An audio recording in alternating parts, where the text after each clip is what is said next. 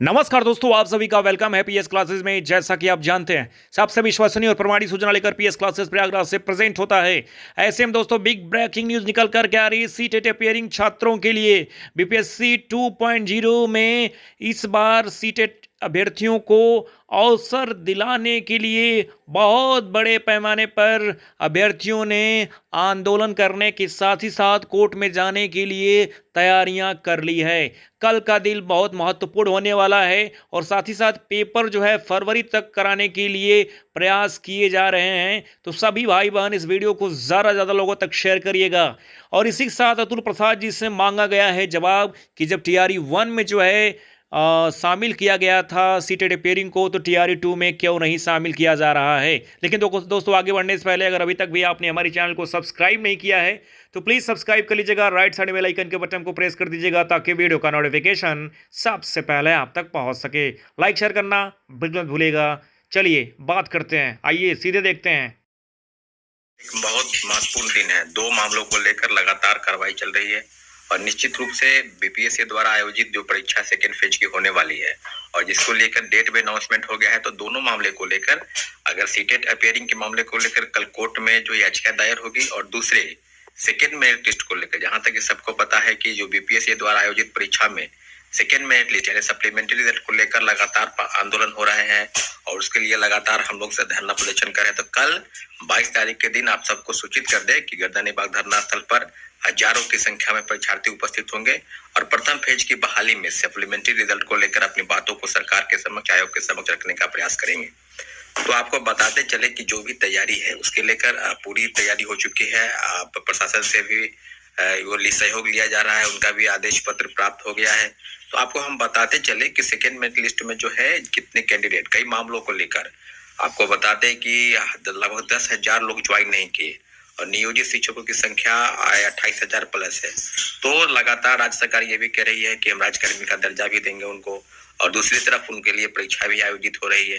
तो सीधे सीधे बात है कि इस बार यानी इस मंगलवार को आज जो कैबिनेट की बैठक होनी है, हो सके आज कैबिनेट बैठक में जो राज्यकर्मी का दर्जा देने की बात है उसको लेकर कैबिनेट से मंजूरी मिल जाएगी तो रास्ता साफ हो जाएगा। परंतु नियोजित शिक्षक भी बीपीएससी सेकेंड फेज की बहाली का फॉर्म भर रहे हैं।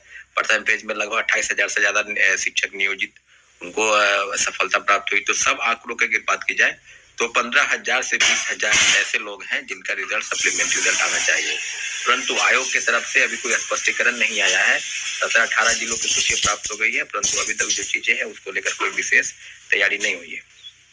तो हम लोग एक बात आपको बता दें कि लगभग जो सूचनाएं प्राप्त हो रही है कई जिलों से, जो बातें हैं और जो खबरें निकल कर आ रही है कि लगभग 5,000 के आसपास ही रिजल्ट निकलना चाहिए, परंतु ऐसा नहीं है। कई जिलों से सूचनाएं अभी प्राप्त हो रही है। जिला शिक्षा पदाधिकारी और डीपीओ के स्तर से जो सूची है वो शिक्षा विभाग और बीपीएससी से मांगी जा रही है और सारी चीजों पर हम आपको बता दें कि जो चीजें होंगी उसमें 15,000 से 20,000 रिजल्ट, चाहे पीजीटी हो, चाहे टीजीटी हो, चाहे टीआरई हो, सब जगह पर तीनों फेज में 1 to 5 से लेकर और 9, 10, 11, 12 सब में सीटें खाली है। तो सीटें को बचाने का कहीं कोई औचित्य नहीं है। अगर हम ये भी मान के चले अगर ऐसा नहीं होता है तो सीधे सीधे ये कहा जाए कि ये सीटों का एक घोटाला स्तर है, क्योंकि 1,22,324 का जो आंकड़ा है और उसमें लगभग आप ही बता रहे हैं कि लगभग 90,000 लोग ही ज्वाइन किए। कई हजार लोग जो है फर्जी प्रमाण पत्र के आधार पर जो है वो डिग्री में नियुक्ति पत्र पा लिए, उन पर भी कार्रवाई की सुई लटक रही है, उन पर भी कार्रवाई चल रही है। और जिलों से लगभग कोई ऐसा जिला नहीं है जहां से फर्जी प्रमाण पत्र के आधार पर नियुक्ति पत्र प्राप्त नहीं कर लिए हो।